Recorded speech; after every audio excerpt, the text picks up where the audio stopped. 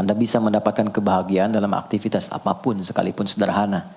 Tapi ketika kebahagiaan itu tidak diiringi dengan ridha Allah, rasanya itu akan selalu sementara. Kita butuh momen-momen baru untuk mendatangkan kebahagiaan itu. Tapi titik poin ketika Allah ridha dengan apa yang kita kerjakan, apa yang kita lakukan, maka Allah akan tanamkan satu cawan yang luas kandungannya, yang bisa menerima setiap keadaan dengan hal yang paling menyenangkan.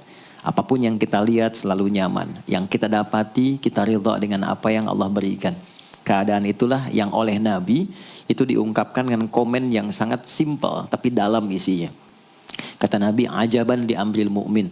Orang beriman itu kalau benar imannya, maka kehidupan itu mengagumkan. Bila dia mendapatkan kesuksesan, dia iringi dengan kesyukuran. Sehingga sifatnya tetap proporsional. Dia sukses tapi ada keseimbangan dengan syukur. Sehingga tidak berlebihan menyalurkan kesuksesannya itu. Dan dengan sifat berlebihan itu hanya memberikan beban pada dirinya. Saya pernah sampaikan kan, di kesuksesan itu identik dengan gaya hidup. Rumus gaya di fisika itu kan selalu F1 banding lurus dengan F2. Apa yang didapat itu yang keluar. Tapi orang tidak boleh lupa bahwa F itu selalu berbanding lurus dengan P. Gaya berbanding lurus dengan tekanan, hukum Pascalnya. Semakin banyak gaya, semakin tertekan hidupnya.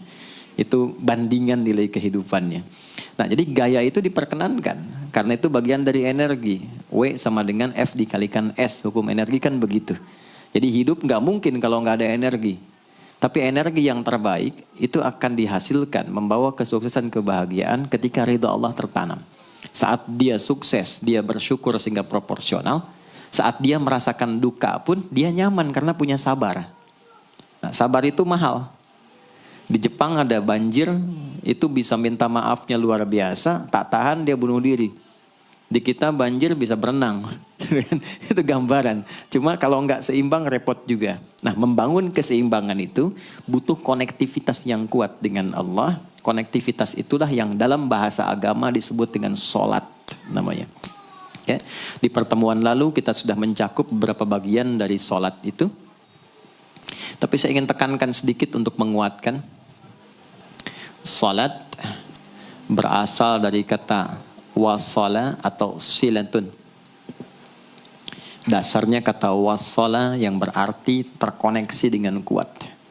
Terhubung dengan erat. Kita pernah dengar istilah silaturahmi kan? Ya kan? Kalau kita kumpul, bahasa kerennya saya mau silaturahmi kan? Tapi goalnya tercapai nggak? Ya, silaturahmi itu kan dari kata silah. Terhubung dengan erat, rasa sayang dan perhatian. Sehingga parameternya itu bukan saat datang. Kalau datang kita nyapa wajar karena orangnya ada. Tapi kalau berpisah kita masih ingat, masih peduli, masih mendoakan, masih ngontak, itulah silah namanya. Di setiap keadaan kita masih terkoneksi. Keadaan kita yang terhubung dengan Allah. Sehingga di setiap tempat kita diperhatikan, di pekerjaan kita dibimbing, di rumah tangga kita diiringi. Sehingga semua berjalan mudah dan membahagiakan. Yang melatih kita untuk terkoneksi sehingga nggak putus dengan Allah, itulah yang disebut dengan sholat. Sehingga goal dari sholat itu adalah membangun konektivitas kita dengan Allah yang kuat. Itu yang dimaksud di Quran surah keempat An-Nisa di ayat 103. فَإِذَا قَضَيْتُمُ الصَّلَاةَ maka jika anda telah tuntas mengerjakan sholat, فَاذْكُرُوا اللَّهَ. Ukuran keberhasilan sholat anda itu ketika anda merasakan konektivitas dengan Allah mulai nyambung. Qiyaman, jalannya ingat Allah. Sehingga kalau orang jalan, bekerja di apapun, saat dia ingat Allah, dia bisa memfungsikan tubuhnya sehingga tidak mengerjakan apa yang Allah tidak sukai.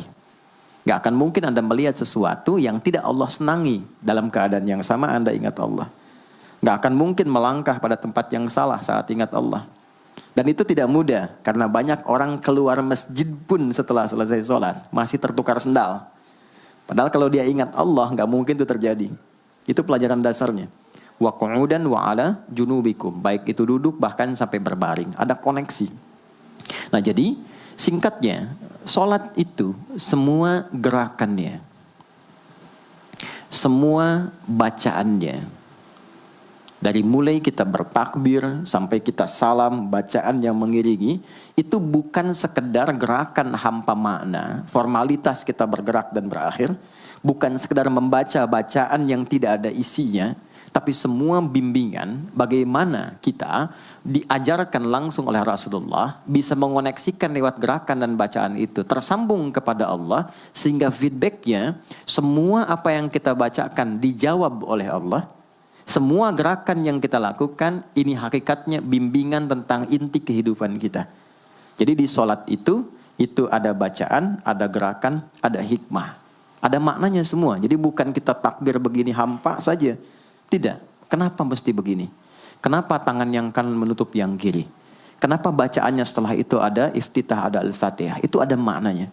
Dan dahsyatnya semua profesi-profesi sahabat dan generasi setelahnya yang belajar dengan benar tentang sholat ini, itu semua merubah hidupnya jadi lebih sukses dari apapun yang mereka pilih dalam menjalani hidup.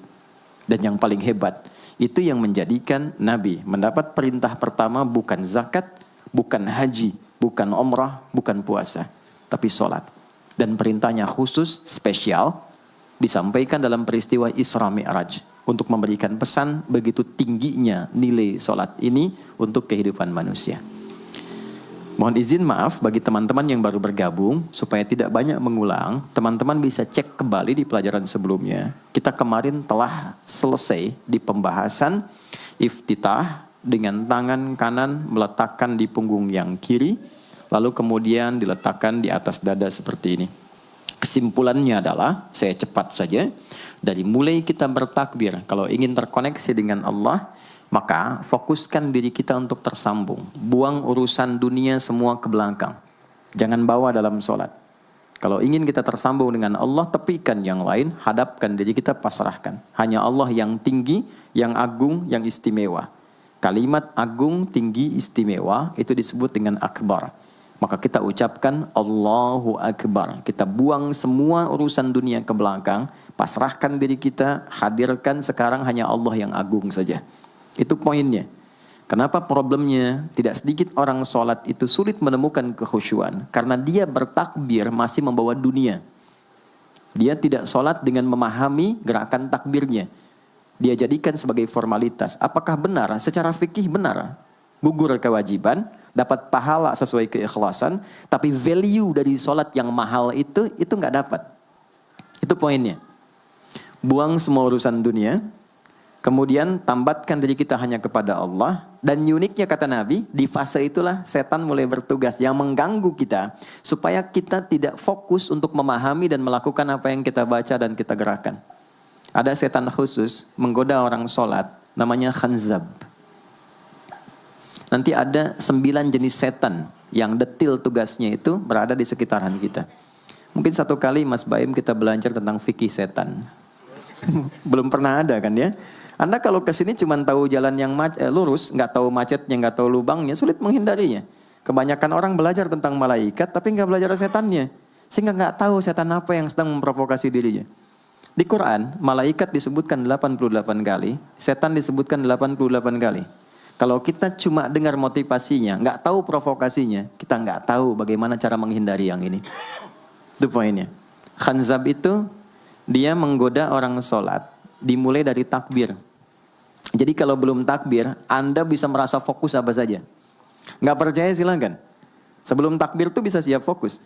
Tapi begitu Anda mulai bertakbir, di hadis riwayat Abu Daud, Allahu Akbar, fayaqulu syaitanu. Maka di sini setan mulai tugasnya untuk mengganggu orang supaya nggak dapat nilai-nilai tadi. Maka dia berkata, udhkur kadza. Kamu ingat ini ya, kamu ingat itu ya. Betapa Anda memulai dengan membuang semua urusan dunia. Tapi kalau sudah takbir, itu setan yang install. Masuk sendiri dia. Makanya kalau nggak percaya silakan nanti zuhur tuh ya. Begitu Anda takbir, itu masuk semua. Ingat ini, ingat itu, mobil parkir di mana. Sampai ceramah saya sekarang pun itu akan masuk. Ingat ya, ada setan yang goda. Nah itu setan itu. Itu setan sendiri. Membuat kita itu begitu lupa. Sampai lihat ujung hadisnya. Hatta la yash'ural musalli kam raka'atan yusalli. Sampai nanti akan ditemukan orang sholat. Dia tidak sadar berapa rakaat sedang menunaikan sholatnya. Nah, itu kalau Nabi sampaikan pasti terjadi. Poin. Untuk kita bisa mengatasi itu, poinnya apa? Quran surah ke-29 dulu, ayat 45. Quran surah 29, Al-Ankabut, ayat 45. Di Islam tuh uniknya begini, istimewanya. Nggak ada satupun ibadah yang hasil kreasi manusia. Semua terukur. Ini dalilnya, alasannya, landasan kita ibadah itu dari Tuhannya ini. Penjelasan contohnya ini dari Nabi. Pakemnya begini, kodifikasi ilmunya seperti ini. Sehingga terjaga sampai kapanpun.